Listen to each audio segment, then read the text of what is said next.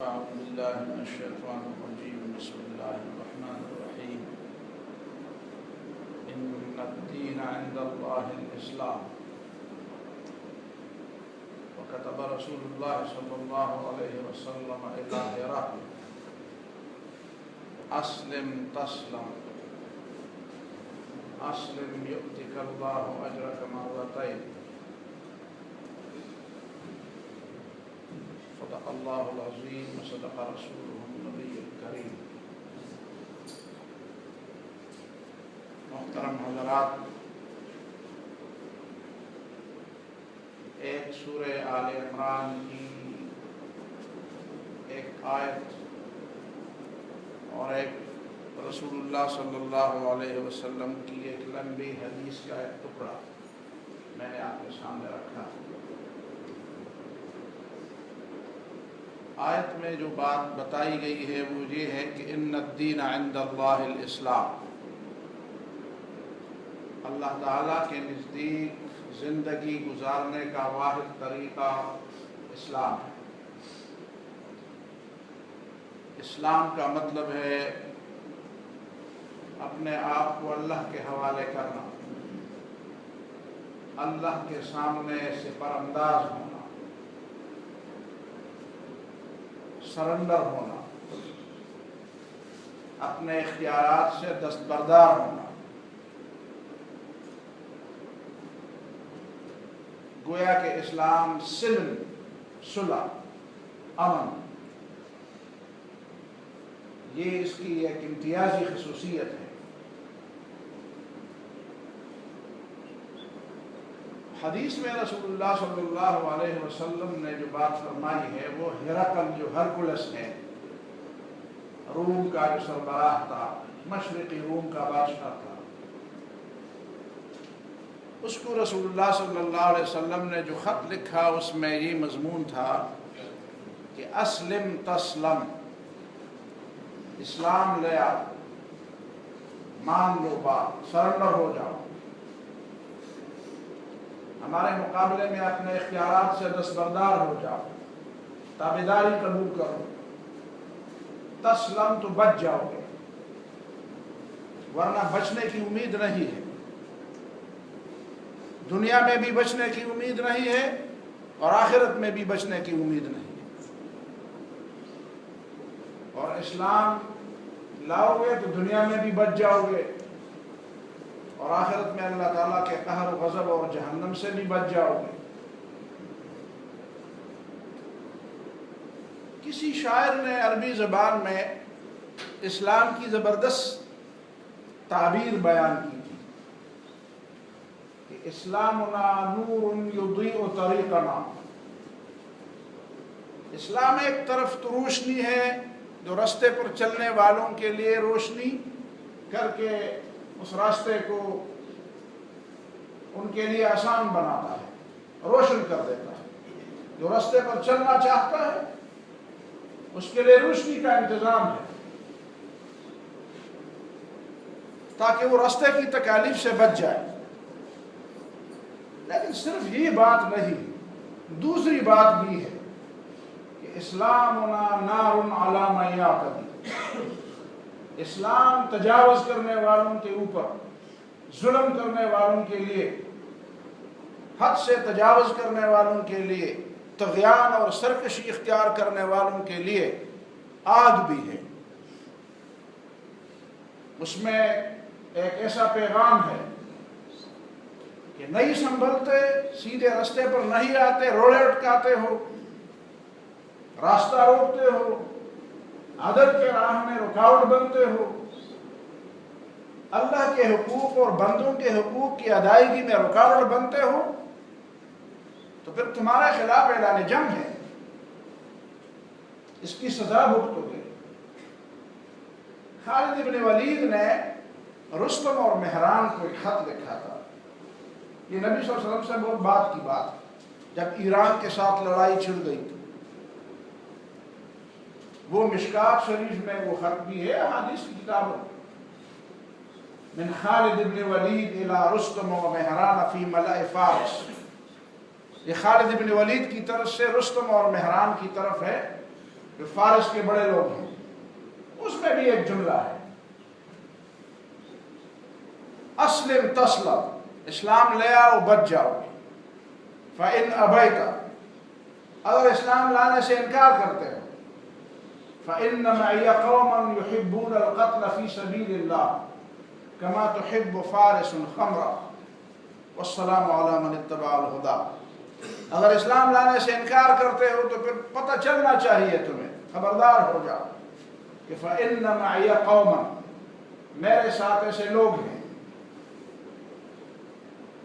یحبون القتل فی سبیل اللہ، کہ جو اللہ کی راہ میں شہادت کو ایسا پسند کرتے ہیں، کما تحب فارس الخمر، جس طرح فارس والے شراب کو پسند کرتے ہیں، تم شراب کے دیوانے ہو اور میری فوج اور میری قوم شہادت کی دیوانی ہے۔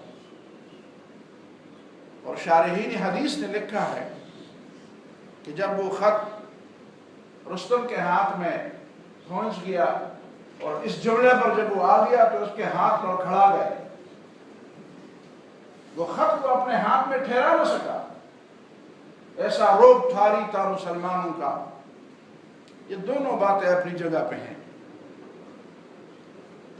آج کل مشکل یہ پیش آئی ہے، یہ ٹالرنس کی بڑی گردان ہو رہی ہے، رواداری، برداشت، ہمیں یہ سبق بہت دیا جاتا ہے، رواداری اختیار کرو، برداشت کا سبق دو۔ ہمیں کہا جاتا ہے پھول ہاتھ میں لے کر جلوس نکالو، ہم تو امن کے دائی ہیں، فاختے اڑاؤ، کبوتر اڑاؤ، یہ امن کی نشانی ہے۔ اسے کوئی نہیں کہتا کہ بم نہ مارو، جو بم مارنے والے ہوتے ہیں، جو گالیاں دینے والے ہوتے ہیں، جو جھوٹ بولنے والے ہوتے ہیں، جو پیغمبروں کی عصمت پر کیچڑ اچھالنے والے ہوتے ہیں، اسلامی تاریخ کو داغدار بنانے والے ہوتے ہیں، ان کو کس نے نہیں کہا کہ تم یہ نہ کرو؟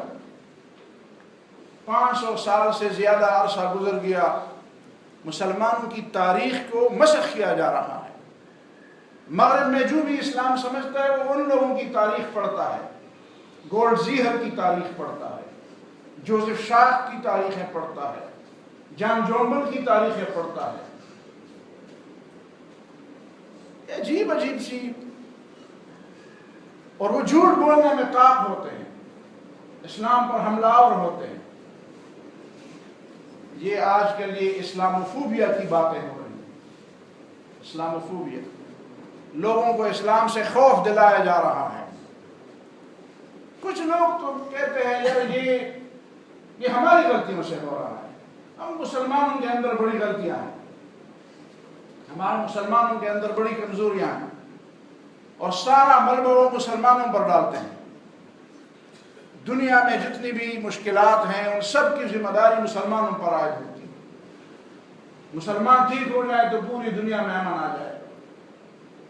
باقی مغرب کے اندر کوئی بیماری نہیں ہے، اور مغرب کی بیماری کی ذمہ دار بھی مغرب خود نہیں ہے، ہم مغرب کی بیماری کی ذمہ دار ہیں۔ وہ اگر اسلام سے ڈرتے ہیں تو اس کے ذمہ دار ہم ہیں۔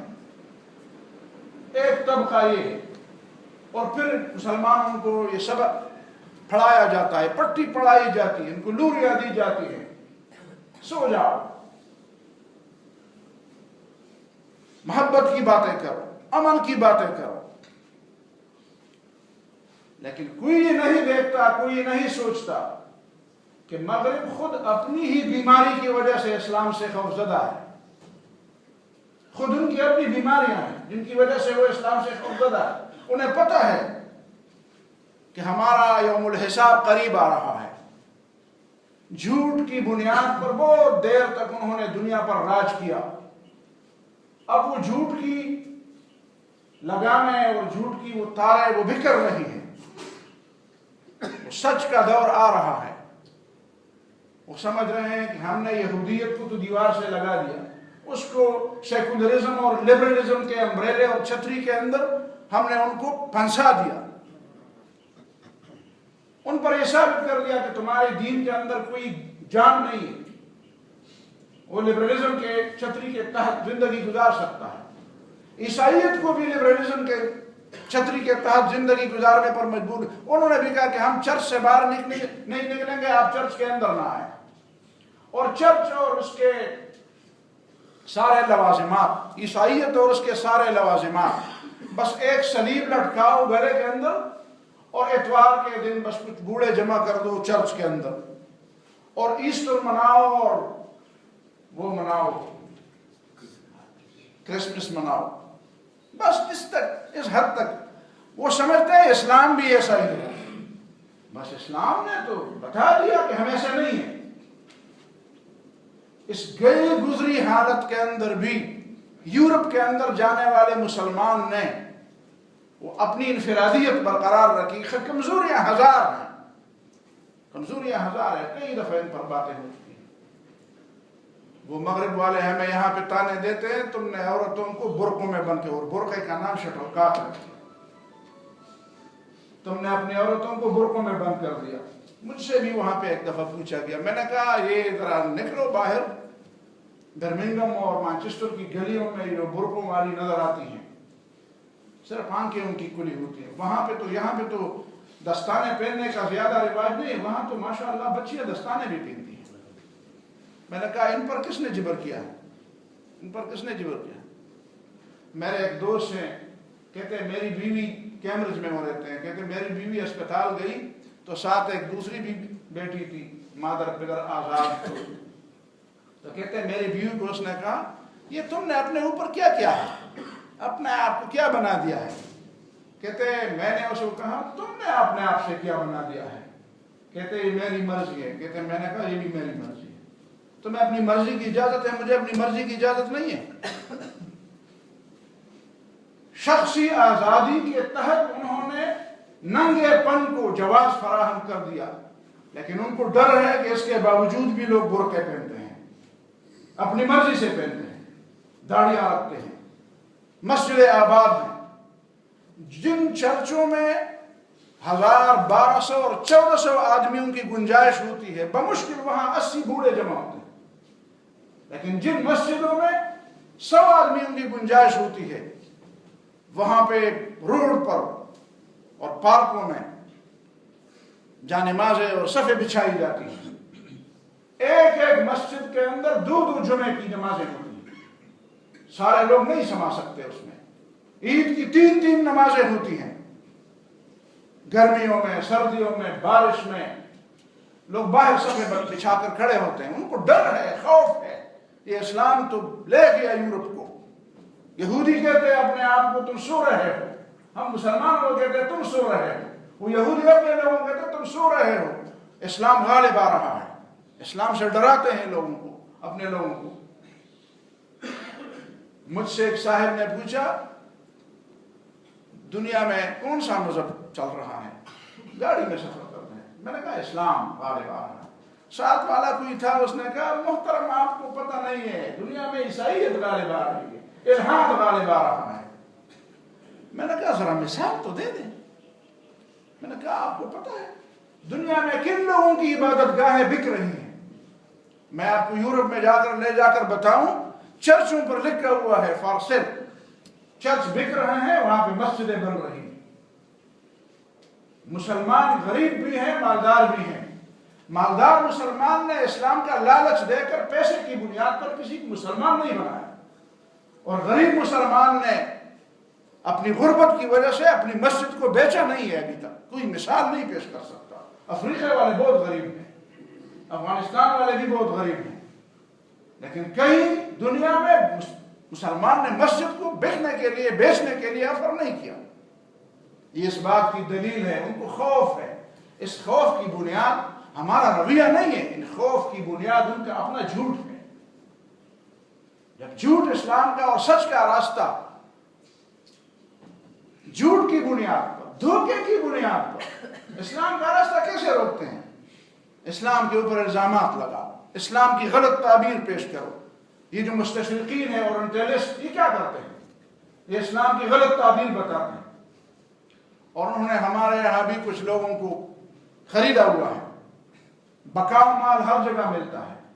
پاکستان میں بھی لوگوں نے ایک اصطلاح عام کی ہے، یہ مذہبی کارڈ میں یہ نہیں سمجھتا، اور مجھے اس سے کوئی سروکار نہیں کہ کون اس کو کس انداز سے استعمال کرے. میں اس اصطلاح کی بات کرتا ہوں، مذہبی کارڈ کا استعمال. پاکستان کا نام تو پتہ ہے آپ کو، اسلامی جمہوریہ پاکستان ہے. آپ اس کو اسلام کے بغیر اس کا نام لے سکتے ہیں، اسلامی جمہوریہ پاکستان. اس کے آئین میں دیکھیں اللہ تعالیٰ کی حاکمیت ہے، اس میں دیکھیں اسلام سرکاری مذہب ہے. اس کے لیے سربراہ مملکت کے لیے مسلمان ہونا شرط ہے. آپ کون سے پاکستان میں بات کرتے ہیں؟ ذرا سوچیں، آپ سوتے میں بات کرتے ہیں یا بیدار ہیں؟ نشے میں تو نہیں ہیں.